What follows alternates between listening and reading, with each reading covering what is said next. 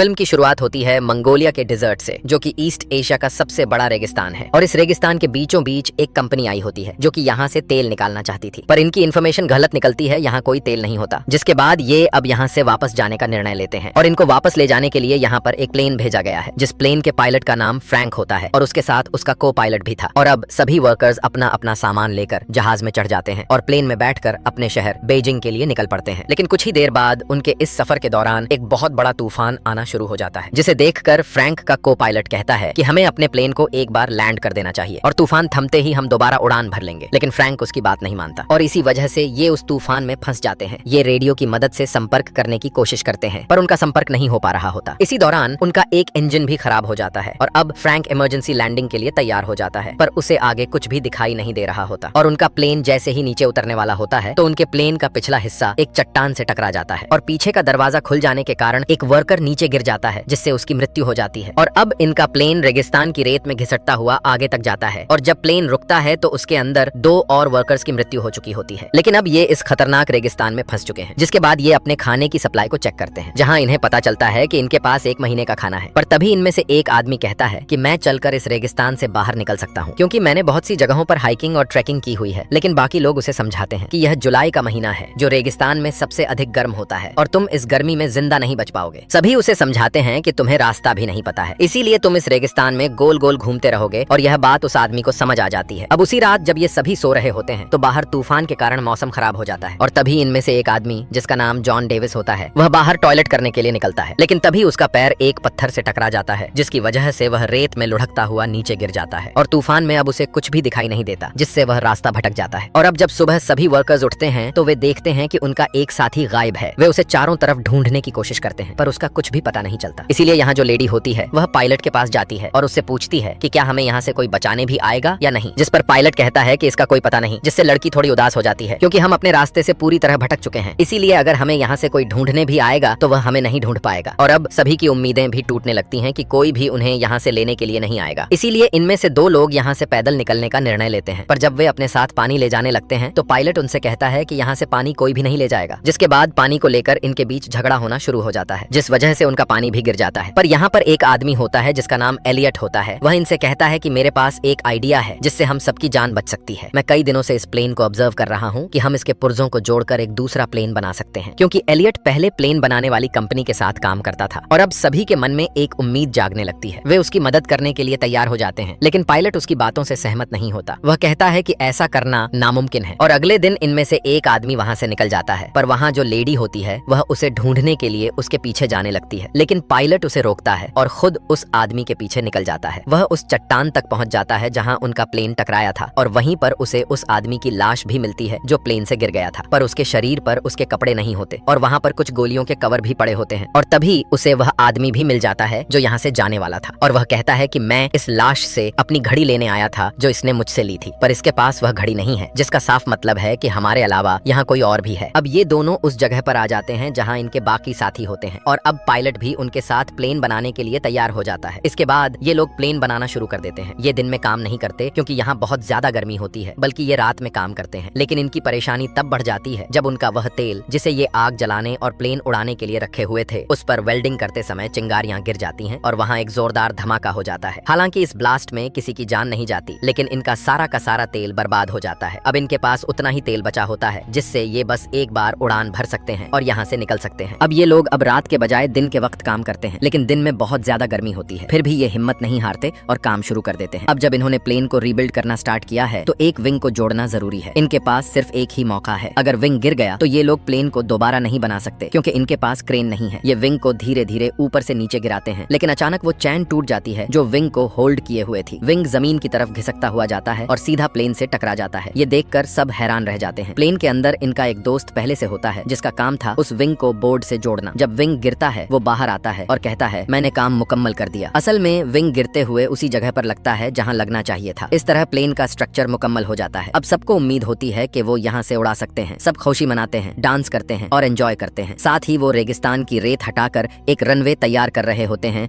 ताकि plane take off कर सके। लेकिन सब कुछ आसान नहीं होता। एक दिन एक डेंजरस इलेक्ट्रिक स्टॉर्म आता है। बिजलियां गिर रही होती हैं और विंग के अंदर पेट्रोल होता है, इसलिए सब लोग वहाँ से दूर भाग जाते हैं। एलियट नहीं जाता। वो चाहता है कि प्लेन सेफ रहे। जब उस पर बिजली गिरने वाली होती है। फ्रैंक उसे खींचकर नीचे गिराता है और उसकी जान बच जाती है। अगर एलियट को कुछ हो जाता तो फिर कोई प्लेन मुकम्मल नहीं कर सकता था। अब ये लोग अपने प्लेन का नाम फीनिक्स रखते हैं। फीनिक्स इजिप्शियन मिथोलॉजी का एक जानदार होता है जो रेगिस्तान से दोबारा जन्म लेता है। बहुत पावरफुल माना जाता है, लेकिन अभी भी इन्हें अपने प्लेन पर काफी काम करना बाकी है। धीरे धीरे इनका पानी भी खत्म हो रहा होता है। एक रात वो लोग दूर से कुछ टेंट्स देखते हैं। वहाँ कुछ लोग सो रहे होते हैं। ये लोग असल में स्मगलर्स होते हैं जो हथियार सप्लाई करते हैं रेगिस्तान के रास्ते। फ्रैंक कहता है कि हमें उनसे पानी की मदद लेनी चाहिए। एलियट मना करता है, लेकिन फ्रैंक और कुछ साथी उन स्मगलर्स के पास जाते हैं। फ्रैंक और उसका दोस्त एक पत्थर के पीछे छुप जाते हैं ताकि अगर कुछ गलत हो तो अटैक कर सकें। इनके पास गन्स होती हैं। जब वो पानी मांगते हैं तो एक स्मगलर इनके एक आदमी पर गोली चला देता है। फ्रैंक और उसका दोस्त फौरन फायर करते हैं और कुछ स्मगलर्स को मार देते हैं, लेकिन एक स्मगलर जख्मी हालत में भाग जाता है। फ्रैंक के पास मौका होता है उसे मारने का, लेकिन वो गोली नहीं चलाता क्योंकि वो खूनी नहीं बनना चाहता। जेम्स उन मरे हुए स्मगलर्स में से एक की घड़ी देखता है। वो घड़ी उस दोस्त की होती है जो प्लेन से गिरकर मर गया था। इसका मतलब ये है कि ये वही स्मगलर्स हैं जो पहले भी यहाँ आए थे। अब एक जख्मी स्मगलर को ये लोग अपने प्लेन के पास ले जाते हैं। कुछ लोग कहते हैं कि उसे मार दिया जाए, लेकिन फ्रैंक मना करता है। जब सबके बीच बहस हो रही होती है, एलियट अचानक उस स्मगलर को गोली मार देता है। इस पर फ्रैंक और एलियट के दरमियान बहस शुरू हो जाती है। एलियट फ्रैंक को दोष देता है। वो कहता है कि तुम पायलट थे, तुम्हारी वजह से हम यहाँ फंस गए हैं, तुम्हारी वजह से हमारा एक साथी भी मर गया, मैंने मना किया था, फिर भी तुम गए वहाँ। ये बात सुनकर फ्रैंक को गुस्सा आ जाता है। वो एलियट को एक जोर का पंच मार देता है। अब एलियट नाराज हो जाता है क्योंकि उसकी ईगो हर्ट होती है। वो कहता है, मैं अब प्लेन नहीं बनाऊंगा, जितना काम मुझे करना था मैं कर चुका हूँ। मैं यहाँ 10 लोगों के बराबर काम करता हूँ और तुम सब सिर्फ आराम करते हो। केली उसके पास आती है और कहती है, तुम्हारे बगैर हम ये प्लेन नहीं बना सकते, हमें तुम्हारी जरूरत है। एलियट कहता है, अगर सब लोग मुझसे रिक्वेस्ट करेंगे तभी मैं काम शुरू करूंगा। फिर सब लोग, यहाँ तक कि फ्रैंक भी उससे रिक्वेस्ट करते हैं। फ्रैंक कहता है, तुम ही यहाँ के बॉस हो, कृपया इस काम को मुकम्मल करो। एलियट मान जाता है। फिर सब मिलकर दोबारा से प्लेन बनाने के काम में लग जाते हैं। एक दिन ये लोग दूरबीन से देखते हैं कि वो स्मगलर जो भाग गया था अब अपने दोस्तों के साथ वापस आ गया है, लेकिन वो आगे नहीं बढ़ते क्योंकि वो जानते हैं कि इन लोगों के पास अब उनके ही हथियार हैं। स्मगलर्स को पता होता है कि इनका पानी और खाना जल्दी खत्म हो जाएगा और जब ये कमजोर हो जाएंगे तो वो हमला करेंगे। ये लोग और भी तेजी से काम करना शुरू कर देते हैं। आखिरकार उनका काम मुकम्मल हो जाता है। तभी फ्रैंक को एक मैगजीन मिलती है जिसमें कई तरह के प्लेन्स के मॉडल होते हैं। पता चलता है कि एलियट ने प्लेन का मॉडल इन्हीं टॉय मॉडल्स को देखकर बनाया था। दरअसल वो छोटे छोटे उड़ने वाले मॉडल प्लेन्स बनाया करता था, लेकिन कभी भी